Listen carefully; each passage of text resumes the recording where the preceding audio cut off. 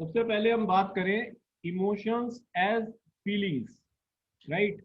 इसमें हमारा क्वेश्चन ये होता है अपने आप से कि हम कभी कभी एक्शन क्यों नहीं ले पाते हैं। Why we don't take action, why we don't express emotions as actions, why we keep them within our self.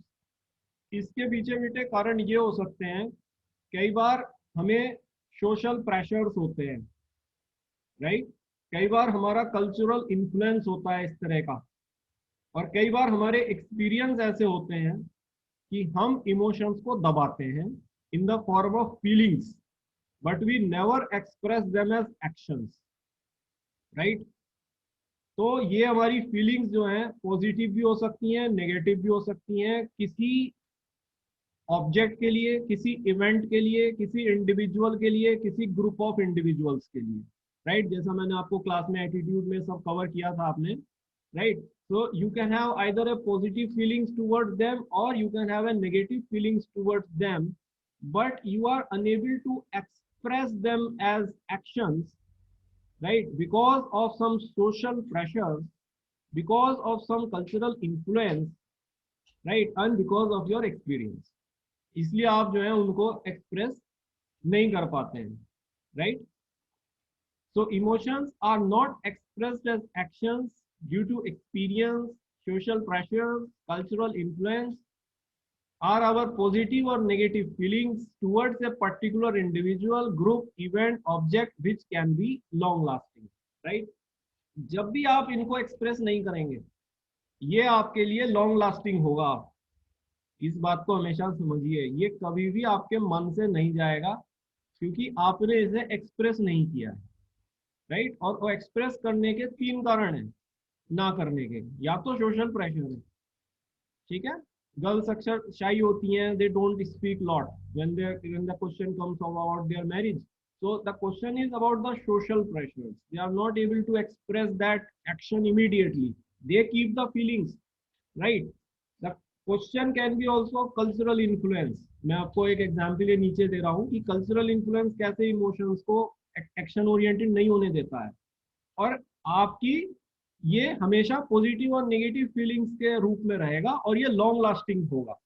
तो जैसा मैंने आपको बताया था, इमोशन शॉर्ट लास्टिंग होते हैं, ऐसा नहीं है। अगर ये फीलिंग्स हैं तो ये लॉन्ग लास्टिंग होंगे, ठीक है। जैसे for example, in Japanese culture it is less acceptable to display strong negative emotions in front of others, right।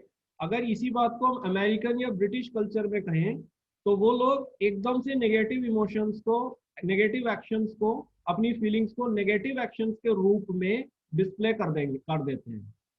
तभी तो अमेरिका में गोली चलती है जब 4-5 आदमी एक साथ मरते हैं। तो वो चीज है, आपने नेगेटिव एक्शन से अपने इमोशंस को एक्सप्रेस किया। लेकिन जापान के कल्चर में ऐसी बात होती है कि चाहे आपकी फीलिंग्स कैसी भी हो, राइट, आप एक्शन नहीं लेंगे, किसी भी कीमत पर नहीं लेंगे, ये हमारे कल्चर के खिलाफ, राइट। तो यहाँ पे आप देखिए कि कल्चर कैसे रोकता है लोगों को किसी भी इमोशन को एक्शन के थ्रू एक्सप्रेस करने में, और वही ब्रिटेन और अमेरिका में ये चीज होती है, राइट। फीलिंग्स कैसी हो सकती हैं जो लॉन्ग लास्टिंग है, such as sadness over the loss of relationship. मान लीजिए आपका संबंध टूट गया है, राइट, तो उससे आप सैड है तो वो लॉन्ग लास्टिंग रहेगा। Sadness for being humiliated in society, आप सोसाइटी में, समाज में कभी ह्यूमिलेट हुए हैं, तो वो सैडनेस आपके साथ हमेशा रहेगी, right. Sadness to perceive oneself at the bottom of pyramid in spite of all hard work, आपने जीवन में बहुत मेहनत की है, लेकिन उसके बाद भी आप नहीं उठ सके हैं, और हमेशा ये मानते हैं कि आप जो है बॉटम ऑफ पिरामिड पे ही हैं, और लाइफ भर भी शायद इसी पे ही रहे, उससे भी सैडनेस आपको हमेशा आएगी। ये एक फीलिंग के रूप में आपको हमेशा बरकरार रहेगा जब तक आप इसे एक्शन से एक्सप्रेस ना करें। लॉन्ग लास्टिंग है, इमोशन है ये आपका, right. Sadness for being punished on the folly of others, दोष किसी का है, पनिशमेंट किसी को मिल रहा है, काम किसी ने गलत किया है, पनिशमेंट किसी और को मिल रहा है, राइट। तो अगर वो व्यक्ति आप हैं तो बिल्कुल आप सैड रहेंगे, क्योंकि you are being punished on the folly of others, you don't have any done anything wrong, but there is something wrong with other because of which you are punished. But that sadness will not go from your mind till you are not expressing them as actions, till you are not expressing them as actions.